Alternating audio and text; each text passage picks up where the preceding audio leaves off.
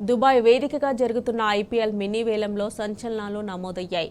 24.75 కోట్లకు మిచెల్ స్టార్క్ను Kolkata Knight Riders దక్కించుకుంది. ఐపీఎల్ హిస్టరీలోనే అత్యంత భారీ మొత్తం దక్కించుకున్న ఆటగాడుగా మిచెల్ స్టార్క్ నిలిచాడు.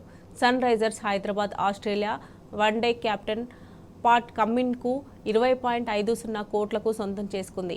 కమిన్స్ కోసం ఆర్సీబీ, సన్ రైజర్స్ పోటీపడి బిడ్డింగ్ను పెంచాయి. చివరకు సన్ రైజర్స్ అతన్ని దక్కించుకుంది. భారీ ధరకు దక్కించుకోవడంతో అతన్ని కెప్టెన్గా నియమించే అవకాశాలున్నాయి.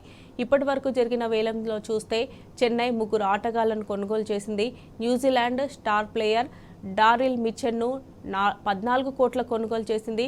గత వరల్డ్ కప్లో సంచలన ఇన్నింగ్స్తో చెలరేగిన రచిన్ రవీంద్రను 1.80 కోట్లకు సొంతం చేసుకోగా శార్దల్ ఠాకూర్ను 4 కోట్లకు దక్కించుకుంది. హైదరాబాద్ జట్టు మొత్తం 3 ఆటగాళ్లను ఈ మినీ వేలంలో దక్కించుకుంది. పాట్ కమిన్స్కు 20.50 కోట్లు వెచ్చించగా ఆసీస్ స్టార్ ప్లేయర్ ట్రావిస్ హెడ్ను 6.80 కోట్ల కొనుగోలు చేసింది.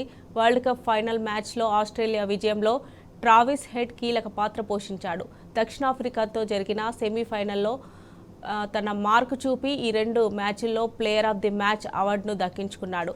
ఒకే ఏడాది ఆస్ట్రేలియా 2 ఐసీసీ ట్రోఫీలను గెలవడంలో కీలక పాత్ర పోషించాడు హెడ్. ఇటు శ్రీలంక ఆల్రౌండర్ హసరంగాను 1.50 కోట్లకు సొంతం చేసుకుంది.